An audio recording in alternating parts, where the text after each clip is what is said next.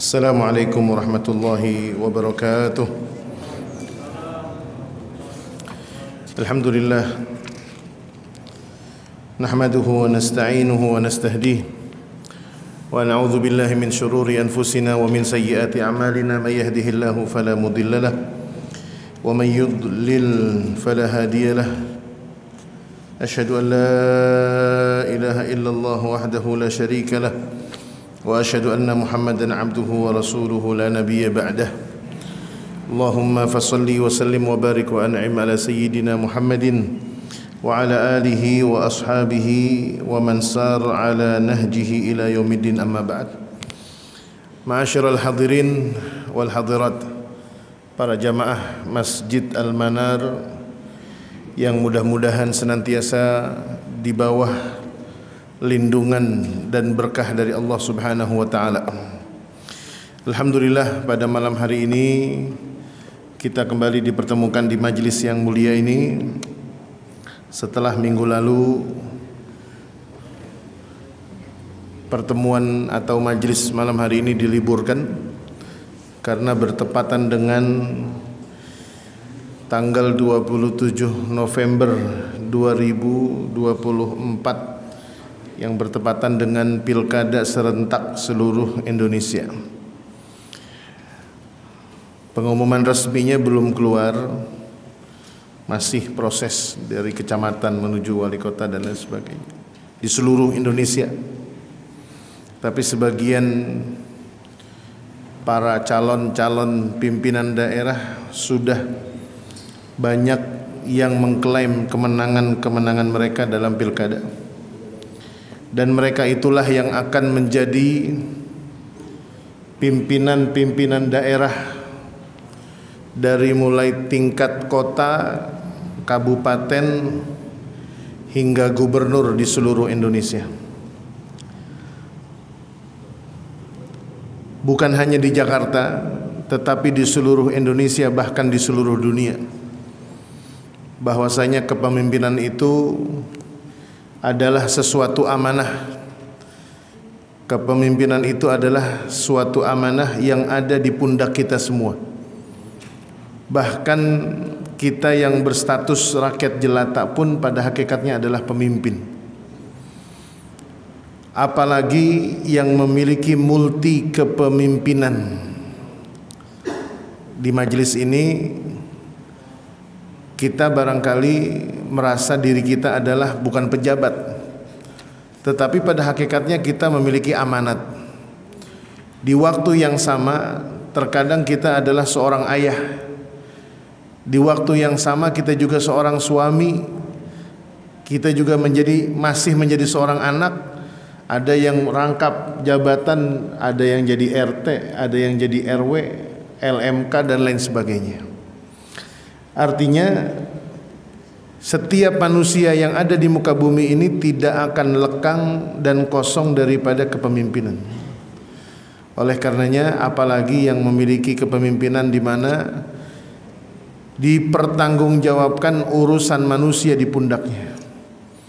Siapapun yang menang pada pilkada di seluruh Indonesia ini, kita patut mendoakan mudah-mudahan Allah Subhanahu wa taala memberikan hidayah kepada mereka, para pemimpin, agar menjadi pemimpin-pemimpin yang amanah, yang adil, dan insya Allah lebih mengedepankan maslahat rakyatnya daripada pribadi dan golongannya. Ma'asyiral hadirin, para jamaah yang dimuliakan Allah Subhanahu wa taala, kita sudah di pertaruhan atau di pertengahan perang Ahzab.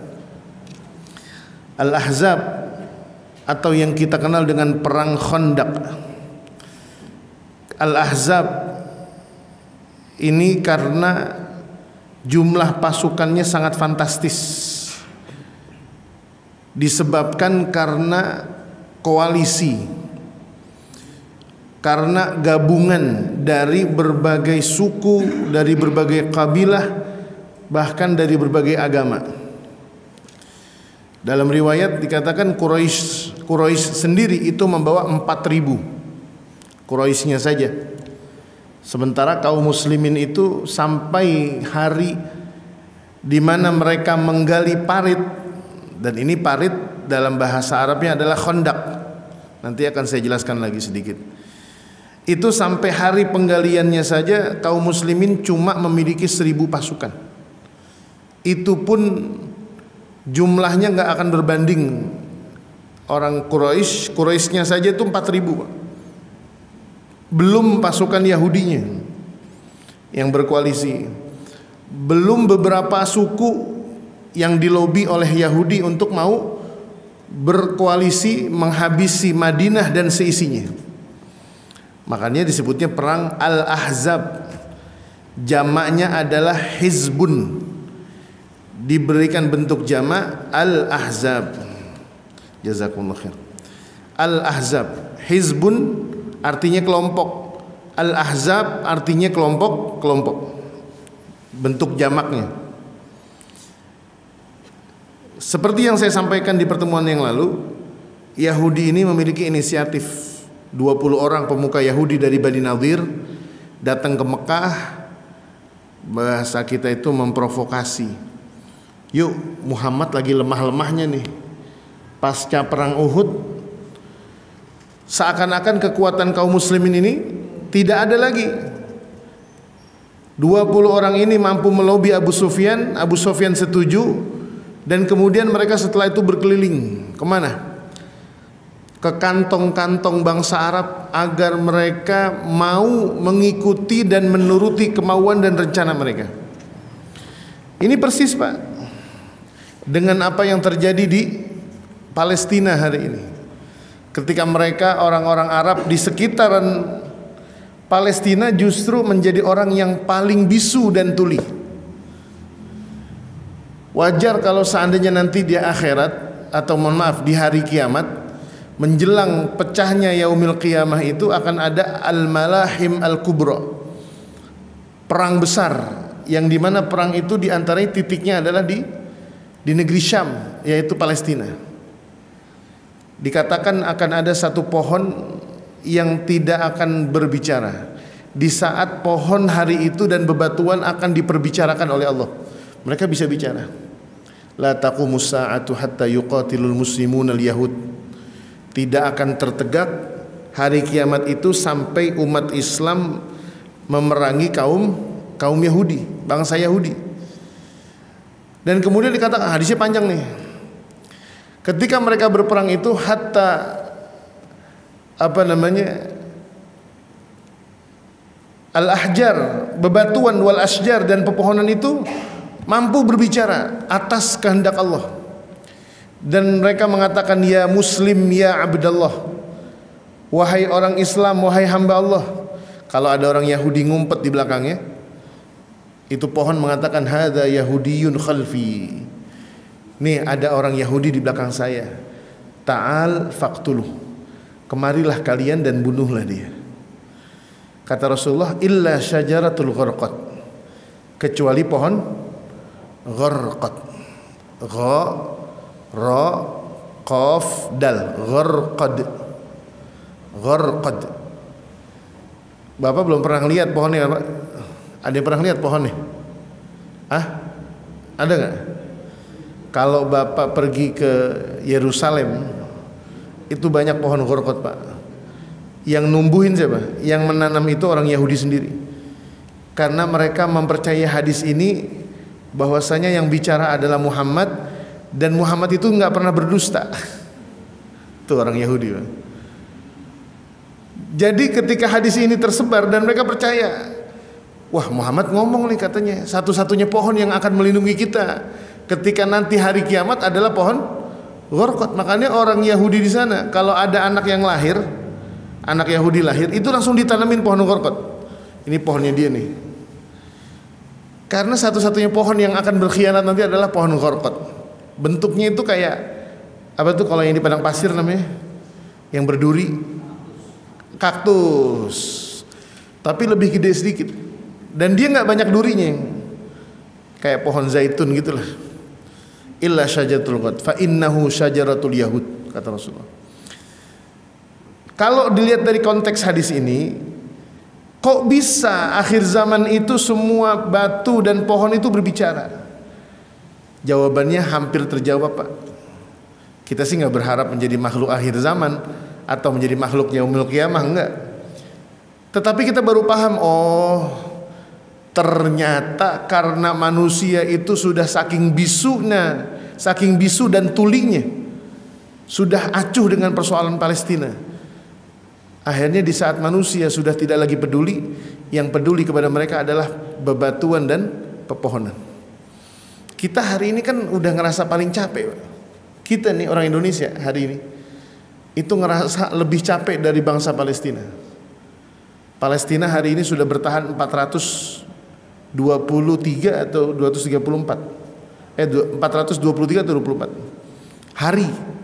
Sudah lewat setahun, Pak. Berapa banyak di antara kita kaum muslimin yang nggak tahan, cuma menahan lambung supaya nggak belanja di McD, nggak belanja di KFC, nggak belanja di Starbucks, nggak jajan di gerai-gerai baju yang pro-Zionis, belanja meninggalkan perusahaan-perusahaan. Seakan-akan kita lebih lelah. Dan inilah yang terjadi ketika di perang Ahzab itu. Rasulullah SAW dipandang dan kemudian mereka berkhianat. Di perang Ahzab, tokoh intelektualnya itu dimotori oleh Bani Nadir. Bani Nadir ini yang punya semangat, yuk kita habisin Muhammad, mumpung dia lagi lemah-lemahnya. Kan ini terjadi di tahun kelima nih. Perang Uhud tahun keempat. Tahun keempat, tahun kelima perang Ahzab. Ya. Kemudian setelah itu, ketika mereka berhasil mengumpulkan dari salah satu dari beberapa suku itu mampu mengumpulkan 6.000. Berarti 6.000 tambah 4.000 berapa? 10.000. Dahsyat kan ya. Bilangan itu.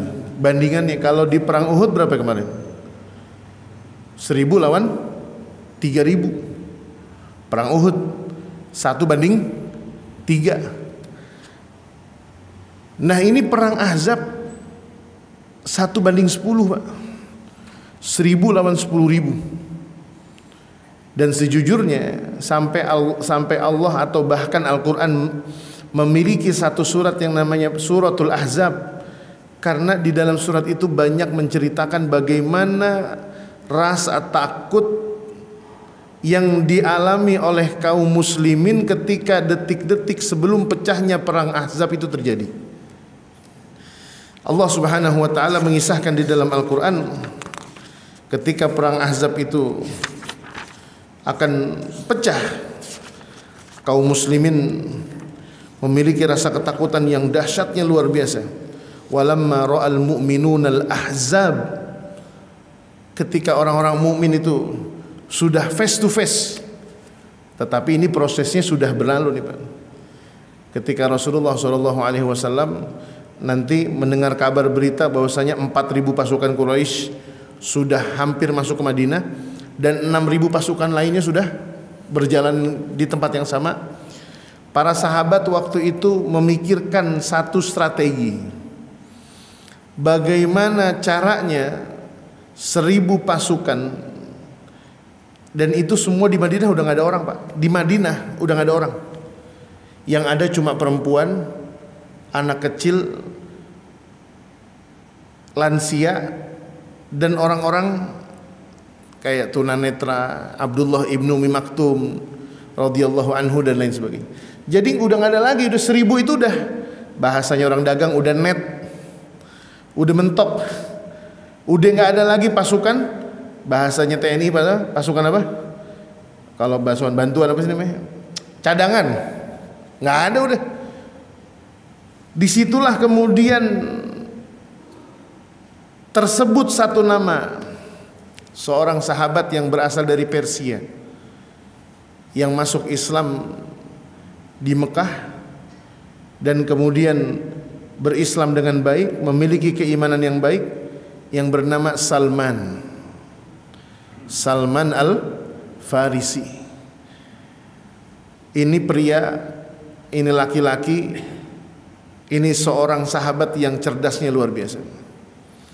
Di saat gentingnya perang Ahzab, walamma ra'al mu'minuna al-ahzab qalu hadza ma wa'adana Allah wa rasuluhu wa sadaqallahu wa rasuluhu wa ma zadahum illa imanan wa taslima. Salman Al-Farisi ini yang darahnya bukan darah Arab, berhijrah ke Mekah dan kemudian bertemu dengan Rasulullah, berislam dengan Rasulullah. Salah satu di antara keuntungannya sahabat memiliki Rasulullah memiliki sahabat yang bernama Muhammad Salman ini adalah ketika dia mampu berpikir out of box. Bahasa kita begitu, Pak. Apa out of box? Di luar kebiasaan, di luar nalar. Yang mau perang orang Arab. Dan ini salah satu ide datang dari bukan orang Arab. Kata Salman, ya Rasulullah, bagaimana kalau kita bangun parit, kita gali parit, diukur lebar paritnya, kedalamannya berapa, yang jangankan orang, kuda aja nggak bisa lompat. Dan kemudian mereka buru-buru, kira-kira menutup barisan supaya Madinah itu nggak bisa diakses. Akhirnya mereka keluar menuju ke daerah yang dulu pernah terjadi perang Uhud. Jadi Jabal Uhud dijadikan di sebelah kanannya, sebelah utara, dan di sebelah selatan ini satu-satunya peluang orang Quraisy itu akan masuk ke dalam kota Madinah. Ini targetnya, Pak. Targetnya orang Quraisy, orang kafir, bukan membunuh Muhammad, Pak. Bukan membunuh sahabat Rasulullah, bukan. Targetnya apa? Membumi ratakan Madinah. Ngeri gitu. Jadi targetnya bukan duel ketemu di lapangan, bukan. Di antara intelijen, wah ini bahasanya intelijen ya.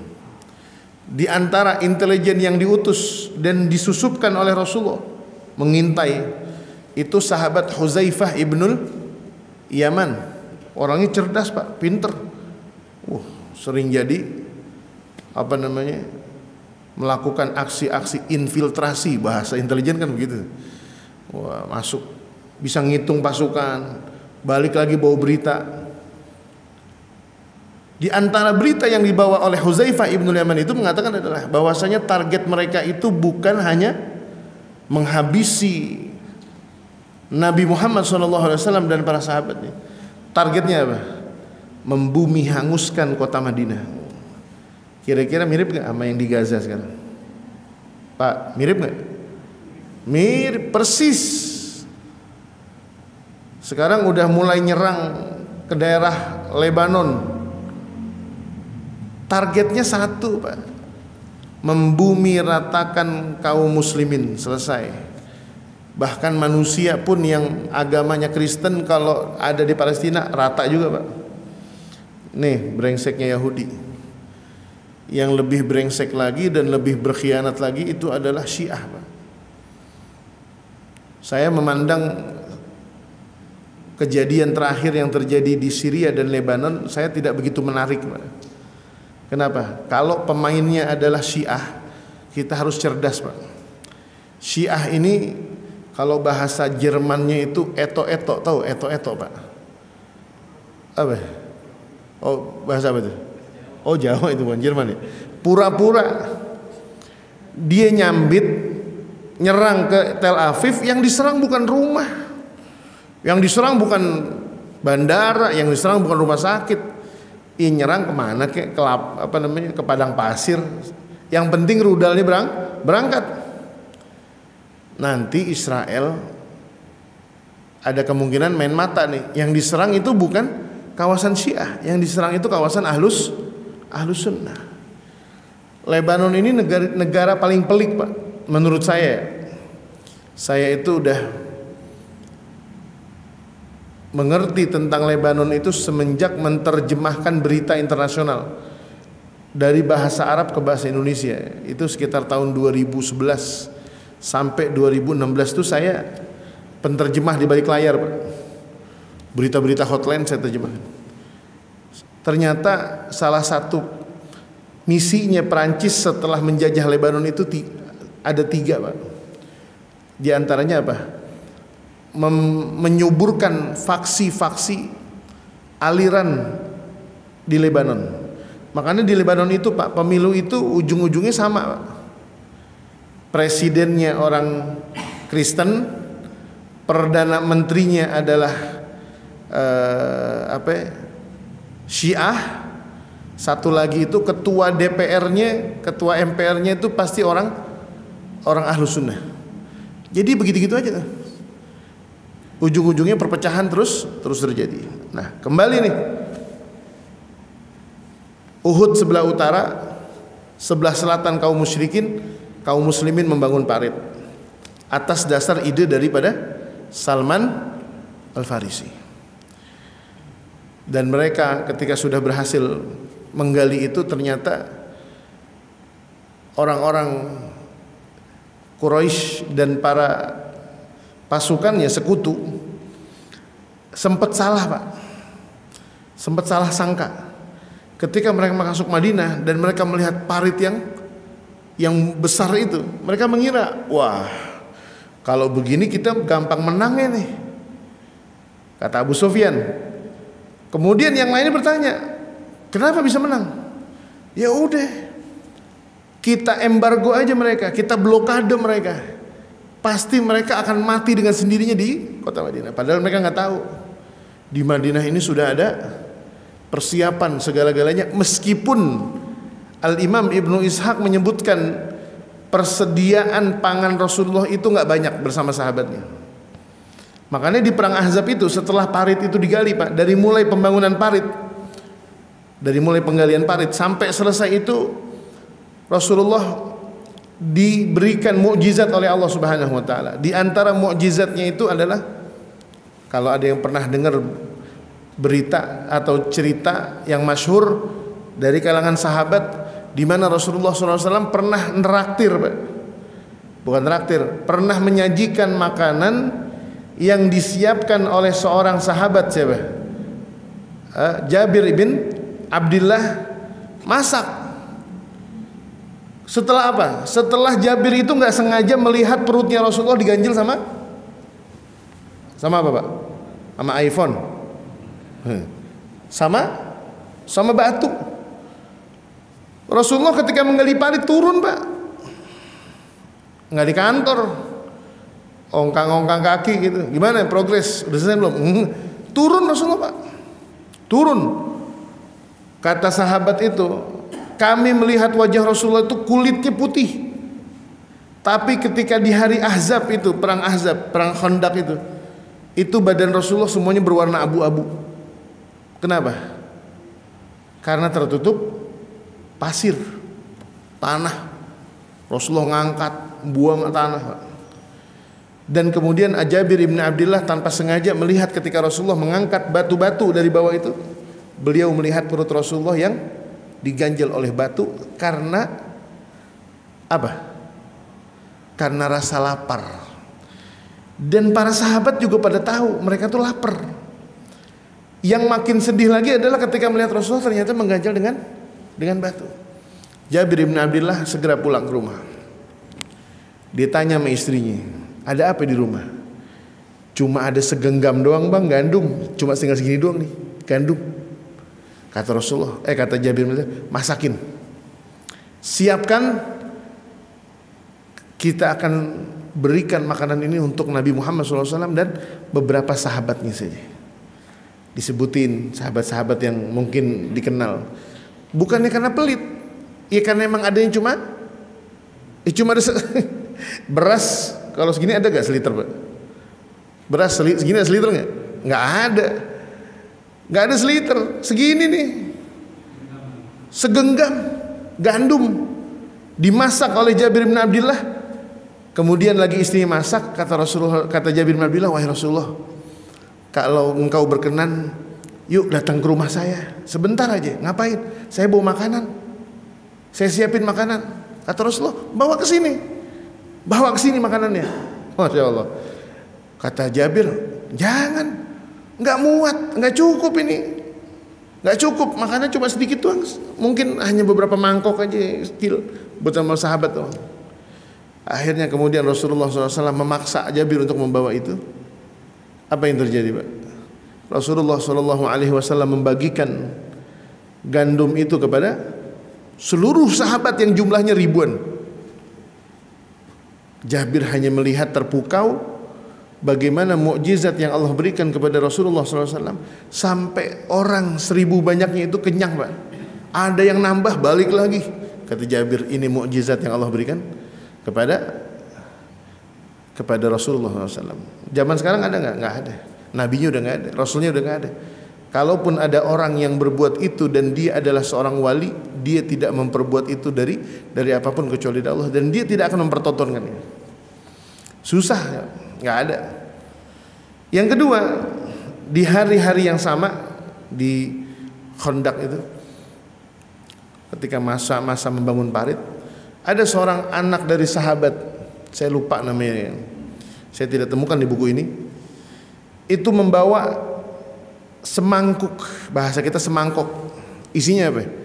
Korma, ya, mangkoknya nggak kecil kayak kita, gede gitu, kayak wadah buat korma dibawa. Datang kepada Rasulullah mengatakan, ya Rasulullah, ini orang tua saya nyuruh bawa korma buat engkau. Kata Rasulullah, udah sini. Diminta lagi sama Rasulullah. Kemudian Rasulullah taruh di bawah, di dalam sorbannya. Dia tumpahkan itu korma ke dalam sorbannya, dan kemudian para sahabat dipanggil satu persatu. Ambil kormanya. Ambil kormanya. Yang satu ambil. Ini yang anak perempuan sahabat ngeliatin. Kok kagak habis tuh kurma. Masya Allah. Tuh kurma nggak habis. Berkah, Pak. Berkahnya Rasulullah SAW. Ini bukan kesaktian, Pak. Ini adalah mukjizat yang Allah berikan kepada Rasulnya, dan Rasulullah nggak minta, tetapi ini pemberian dari Allah Subhanahu Wa Taala. Dan ini hadisnya banyak yang serupa, seperti kisah para sahabat yang minum susu sampai semuanya kenyang, padahal susunya cuma satu wajan doang, satu mangkok besar.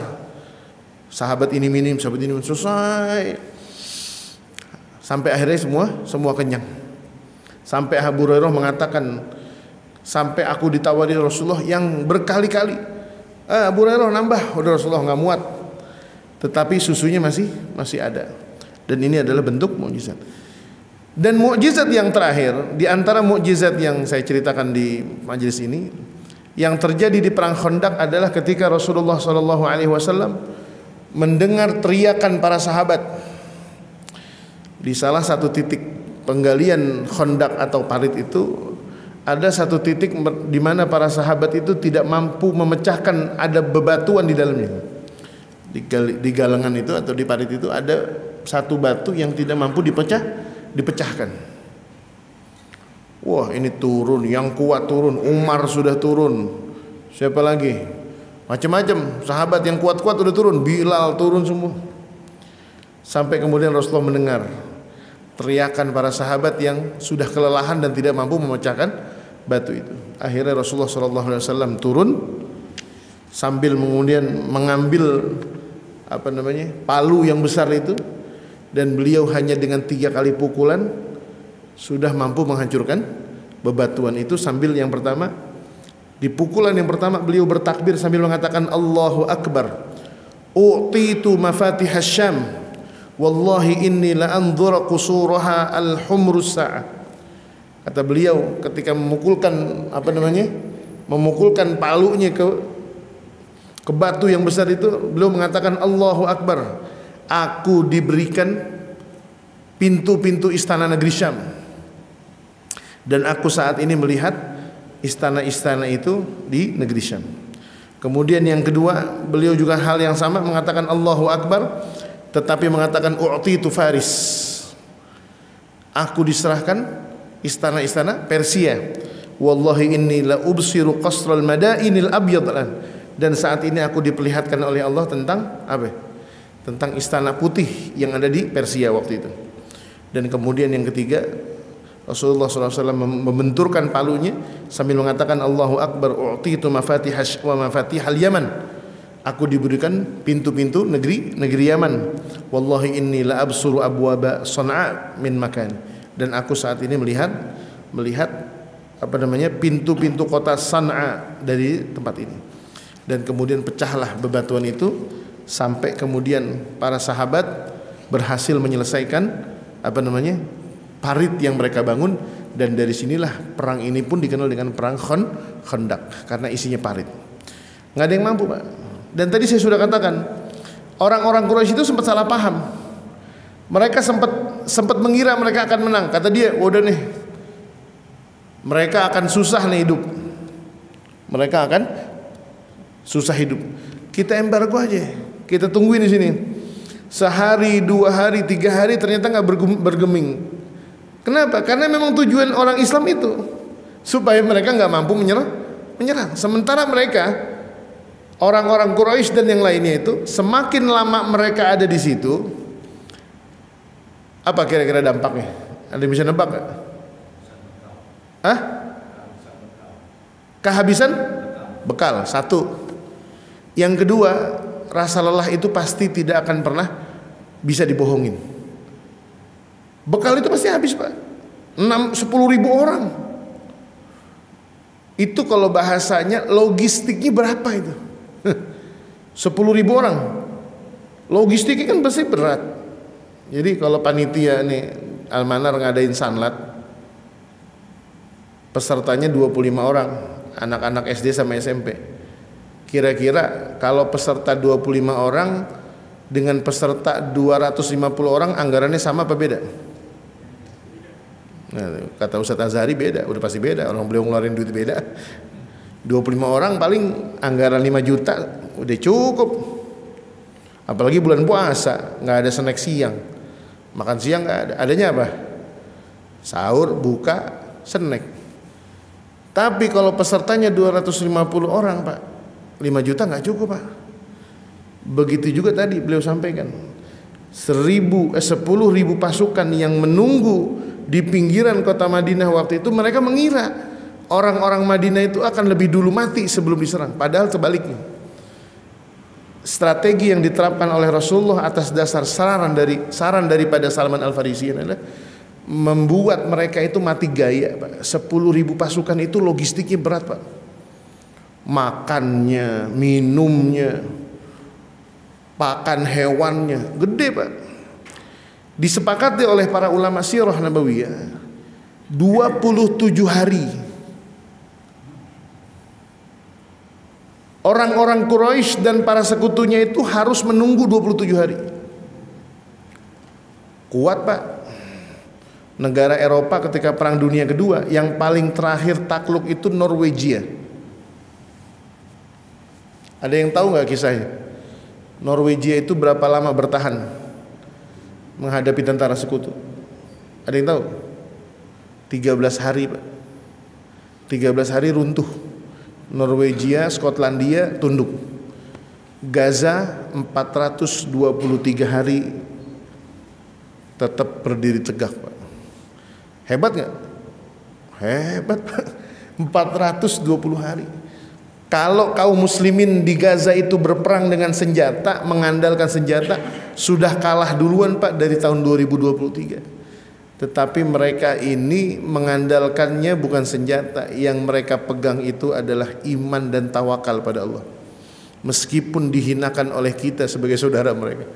Berapa banyak kita yang masih konsisten menyisihkan harta kita untuk Palestina. Kita nggak usah ngapa-ngapain deh. Jihad juga kagak. Sehari aja kita sisihkan 10.000 untuk Palestina. Sehari 7 hari berapa? 70 kali 4 berapa? 280.000, Pak. Sebulan kita kasih Palestina 300.000 aja. Nggak mampu juga setengahnya, 150.000. Nggak apa-apa, titipin ke Almanar. Saya di rumah itu seminggu yang lalu ada seorang ibu. Saya memanggilnya ustazah, memang beliau guru. Sudah cukup tua. Setiap kali saya ngajar, saya ulang-ulang soal Palestina nih. Rupanya nih guru, ini ibu guru, udah tua umurnya, udah lewat 60 tahun, udah sepuh. Mungkin hatinya terbakar. Datang ke rumah bawa amplop. Ustadz, ini saya ngumpulin duit buat Palestina, Ustadz. Dan jumlahnya nggak sedikit, Pak. Saya bilang, ustazah, ini nggak salah. Enggak, ini hasil tabungan saya sendiri. Insya Allah bulan depan saya bawa lagi. Saya akan nabung setiap bulan. Kita cuma diminta itu doang, Pak. 420 hari lebih mereka bertahan. Ini kaum muslimin 27 hari. Ternyata yang lemah siapa? Quraisy. 10.000 pasukannya. Pasukan 10.000 nggak ada daya, nggak ada upaya. Perbekalan habis, tenaga terkuras. Padahal ini diantara perang-perang yang dialami oleh kaum muslimin, perang yang paling sedikit korbannya ini, Pak. Perang yang paling sedikit memakan korban ini perang Ahzab. Perang Ahzab itu kaum muslimin cuma 6 yang meninggal. Orang musyrikin cuma 10. Kok bisa, Ustaz? Mereka itu diantaranya Abu Sufyan itu mengirim pasukan, Pak. Kan mentok sebelah timur dan barat itu kan bukit, Pak. Udah nggak mampu lagi. Tapi ada orang yang masih berusaha. Saya nggak ingat tuh namanya, tetapi saya ingatnya apa?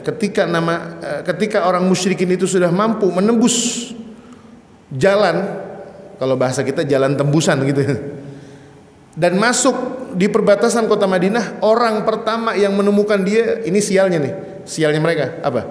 Siapa yang menemukan? Ali bin Abi Thalib, lengkap dengan pedangnya. Ali pun nggak nyerang, kata Ali, turun. Saya nggak akan membiarkan kamu kembali, tetapi saya akan mengajak Anda duel. Wah, duel Ali bin Abi Thalib, Pak. Kalah nih anak Jatinegara. Duel. Mati 2 orang di situ, duel. Akhirnya nggak kembali. Nah, sisanya yang meninggal atau syahid itu diakibatkan karena busur panah. Jadi saking frustasinya orang-orang musyrikin yang tergabung di bawah koalisinya Quraisy, mereka itu pernah meluncurkan panah secara serampangan. Pokoknya acak-acakan aja udah, siapa yang kena. Dan kaum muslimin itu hanya mengenai 4 orang saja. Yang 2-nya itu karena duel, selain Ali bin Abi Thalib meninggal. Dan setelah 27 hari menjelang itu Allah kirimkan sebuah angin, Pak. Angin yang dingin dan kemudian kenceng. Saya kalau mendengar kisah ini ingat dengan riwayat yang menerangkan tentang azab neraka, Pak. Di neraka itu jangan dibayangin kalau azabnya itu dalam bentuk api panas semua, Pak. Di dalam neraka itu ada siksa bentuknya air dingin, tetapi dingin banget. Kita kalau ketemu air panas udah pasti gak kuat, Pak, betul gak? Tapi pernah nggak kita ketemu air dingin banget nggak kuat, betul nggak? Kan, betul kan? Ketemu air panas banget nggak kuat, tetapi ketemu air dingin banget nggak akan mandi. Coba Bapak nih, kalau hari-hari kayak gini pergi ke Cisarua nginep dah. Ya kita jadi Palmerah udah kayak di Lembang. Kita orang Palmerah aja sekarang hari ini udah suasananya udah kayak di Lembang, adem, Pak, sejuk. Ngopi tuh enak banget, seruput gitu. Saya kemarin habis dari Cianjur hari Senin, saya ke Cianjur. Masya Allah, itu berangkat dari Jakarta jam 5 subuh, Pak. Terang, Pak, langit. Pulang dari Cianjur asar saya. Masya Allah, kabut, Pak, turun. Dingin luar biasa. Sampai Jakarta, Jagorawi turun semua, sampai rumah masih dingin juga. Dan siksa neraka itu ada dalam surat Al-Insan kalau nggak salah. Ada namanya zamharira, sesuatu yang dingin, saking dinginnya nggak kuat. Dan ini yang Allah turunkan dalam bentuk pasukan yang Allah ciptakan disebut dengan angin dingin yang menghembus kencang kepada pasukan-pasukan Quraisy. Akhirnya mereka nggak tahan. 27 hari mereka membangun camp di perbatasan Madinah itu, di samping di samping Gunung Uhud. Akhirnya mereka menyatakan kalah. Mereka nyerah, Pak. Perbekalan habis, tenaga udah nggak mampu, dan tidak mampu merengsek masuk menembus pertahanan kaum muslimin. Pertanyaannya, Ustadz, kalau sekarang hari ini kita ziarah ke Madinah, ada nggak khondaknya, Ustadz? Udah nggak ada khondaknya. Tetapi malamihnya, tanda-tandanya masih ada. Dan ini perlu kita hadirkan orang-orang Madinah yang ngerti tentang sejarah Madinah. Bahkan di perang Uhud sendiri Pak, ketika Rasulullah SAW itu berlindung di Gunung Uhud itu masih ada Pak. Masih ada beberapa tandanya seperti peninggalan sejarah dari kalangan sahabat Rasulullah SAW. Dan akhirnya perang Ahzab ini kekalahan ada di pihak kaum musyrikin disebabkan karena dua hal. Yang pertama, jumlah pasukan yang besar itu ternyata tidak mampu mengalahkan kaum muslimin. 10.000 Pak, koalisi Pak.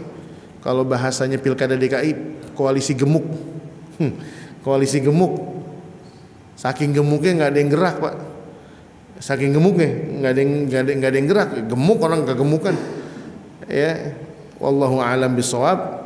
Akhirnya para sahabat menemukan kemenangan di perang Ahzab, yang pada hakikatnya perang Ahzab ini dimotori oleh orang-orang Yahudi dari Bani Nadir. Dan insya Allah setelah ini atau pertemuan yang akan datang kita akan membahas perang Bani Quraidah. Ini lain lagi nih. Bani Nadir orang Yahudi, Bani Quraidah pun orang Yahudi. Dan mereka inilah yang berkhianat dengan Rasulullah SAW. Pokoknya setelah ini akan ada runtutan perang-perang yang dilakukan oleh Rasulullah SAW kepada para musuhnya sebagai bentuk pelajaran kepada mereka yang berkhianat kepada Rasulullah SAW dan para kaum muslimin yang Allah berikan kesempatan bagi mereka untuk berjanji saat itu. Wallahu a'lam bishawab. Barangkali itu saja dari perang Ahzab, karena kalau dilanjutkan perang Bani Quraidah sangat panjang sekali. Ada salah satu kejadian, ini terlewat saya nih. Salah satu kejadian di perang Khandaq ini, karena saking dahsyatnya Pak, pasukannya 1.000 orang, musuhnya 10.000. Itu Rasulullah SAW melakukan sholat khauf. Dan sholat khaufnya ini jamaknya ini 4 sholat Pak. Dan ini nggak pernah terjadi sebelumnya. Jadi saking rasa takutnya Rasulullah itu menjamak zuhur, asar, maghrib dan isya. Karena ketakutan kaum muslimin Pak. Rasa takut, khawatir. Dan di Madinah itu cuma ada sisa laki-laki yang jompo, yang tunanetra, perempuan dan anak kecil. Yang memimpin kota Madinah saat itu adalah seorang sahabat yang bernama Abdullah ibnu Ummi Maktum radhiyallahu taala anhu. Selebihnya saat itu Rasulullah SAW mengerahkan seluruh pasukan untuk terjun ke kota atau ke wilayah Uhud atau Khandaq untuk berperang dengan kaum musyrikin. Wallahu a'lam bishawab. Silahkan barangkali kalau ada yang mau ditanyakan para jamaah.